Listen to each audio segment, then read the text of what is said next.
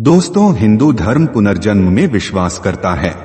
धर्म ग्रंथों में लिखा है कि इंसान के मरने के बाद आत्मा उस शरीर को छोड़कर नए शरीर में प्रवेश करती है।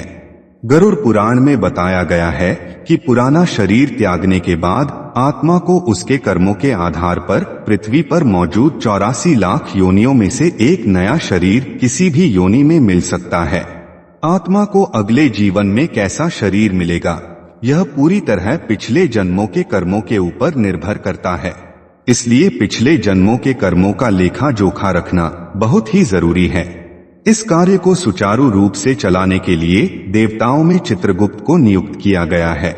चित्रगुप्त मनुष्यों एवं समस्त जीवों के पाप पुण्य का लेखा जोखा रखते हैं और यमराज के प्रमुख सहायक हैं। चित्रगुप्त के बनाए हुए हिसाब किताब के आधार पर ही मृत्यु के देवता यमराज आत्माओं को स्वर्ग, नर्क या नए शरीर में भेजते हैं। दोस्तों, अगर आप भी जानना चाहते हैं कि आपके किन कर्मों के कारण कौन सा जन्म मिलेगा और भगवान इसका निर्धारण कैसे करते हैं, तो इस वीडियो को अंत तक जरूर देखें। नमस्कार दोस्तों, स्वागत है आपका हमारे चैनल वैदिक ज्ञान संगम में। आपसे अनुरोध है कि चैनल को सब्सक्राइब कर लें और कमेंट बॉक्स में जय श्री नारायण लिखकर परमात्मा को अपना आभार व्यक्त करें। दोस्तों, जैसा कि आप जानते ही हैं कि हिंदू धार्मिक ग्रंथों के अनुसार व्यक्ति को स्वर्ग और नर्क उसके कर्मों के हिसाब से मिलता है। गरुड़ पुराण में यह बताया गया है कि कर्मों के आधार पर अगले जन्म में व्यक्ति किस रूप में जन्म लेगा, उसका निर्धारण कैसे किया जाता है। मनुष्य के कर्मों का लेखा जोखा का दायित्व चित्रगुप्त को मिला है।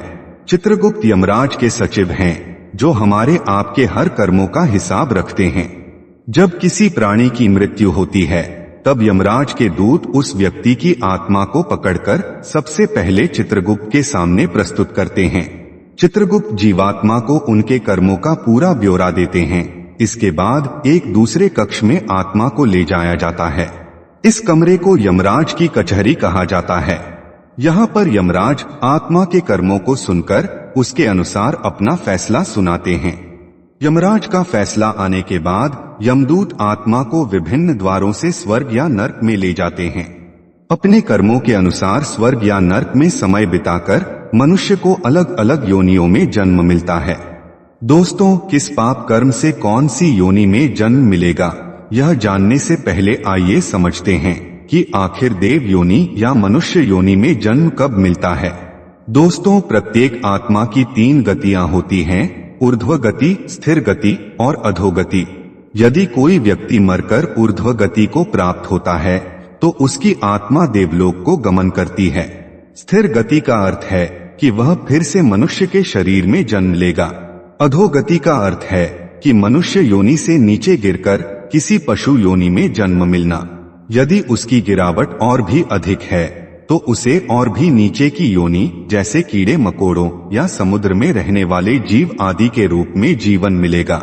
दोस्तों, आइए अब जानते हैं कि भगवान अगले जन्म का फैसला किन कर्मों के आधार पर करते हैं। दोस्तों, छल करना पाप माना गया है। गरुड़ पुराण के अनुसार अपने मित्रों या बंधु बांधवों से छल करने वाला मनुष्य मरने के बाद नरक जाता है। साथ ही उसका अगला जन्म एक गिद्ध योनि में होता है, जो सड़े गले जानवरों का मांस खाकर जीवित रहते हैं। इससे भी बड़ा पाप है ब्रह्म हत्या। सनातन धर्म में ब्राह्मण को भगवान के सबसे नजदीक बताया गया है। शास्त्रों में भी साफ साफ कहा गया है कि यदि कोई मनुष्य भूल से भी किसी ब्राह्मण की हत्या कर देता है तो उसे ब्रह्म हत्या का पाप लगता है। ऐसे कार्य में साथ देने वाले मनुष्यों को भी कुंभीपाक नाम के नरक की यातना सहनी पड़ती है।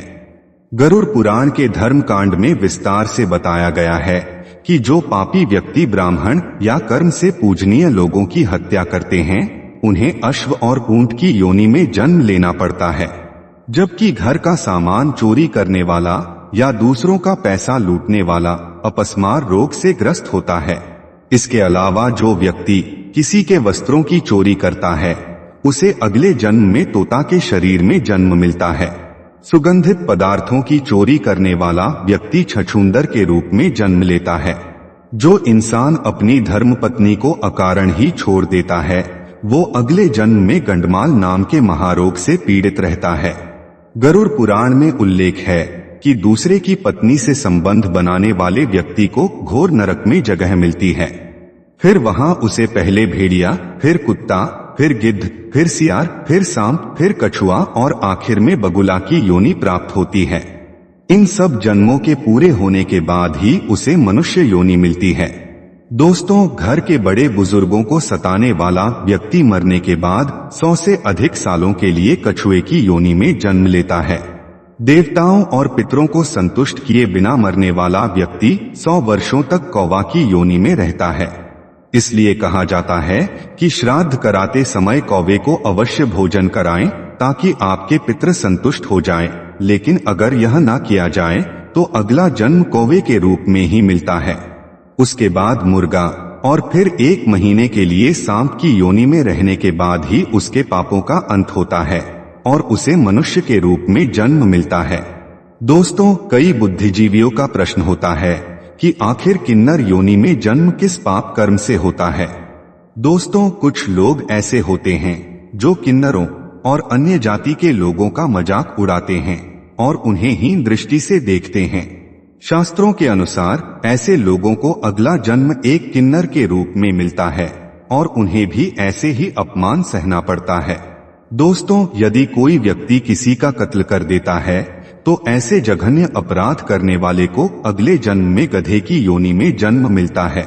लेकिन अगर वो जिस शस्त्र से हत्या करता है उसी से उसकी भी हत्या हो जाए तो उसे मृग योनि मिलती है।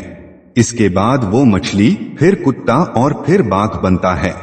इन योनियों में जन्म लेकर अंत में वो मनुष्य योनि में जन्म लेता है।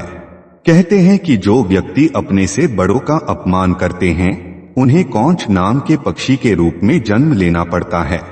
उसके बाद वो हिरन की योनि में जन्म लेता है, फिर जाकर उसे मनुष्य योनि की प्राप्ति होती है। दोस्तों, जो इंसान प्रचुर होते हुए भी दूसरों के मांगने पर भोजन नहीं देता और अकेले भोजन करता है वो अगले जन्म में संतानहीन रह जाता है। वहीं जो मनुष्य फल चुराता है वह बंदर की योनि में जन्म लेता है। गरुड़ पुराण में बताया गया है कि जो लोग महिलाओं का शारीरिक शोषण करते हैं या उनका शोषण करवाते हैं उन्हें अगले जन्म में भयंकर बीमारियों से पीड़ित होना पड़ता है।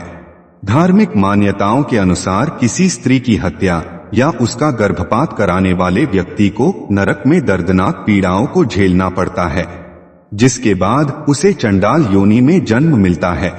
दोस्तों, महर्षि वेदव्यास ने भी बताया है कि जो व्यक्ति हमेशा दूसरों की मदद करता है, पशु पक्षी और दूसरे जीवों पर दया करता है, जरूरतमंदों की सहायता करता है और बिना किसी स्वार्थ के अपनी मेहनत से कमाए पैसों का प्रयोग धार्मिक कार्यों में करता है तो ऐसे व्यक्ति को जन्म मृत्यु के चक्र से मुक्ति मिल जाती है और उन्हें भगवान विष्णु अपने धाम में स्थान देते हैं।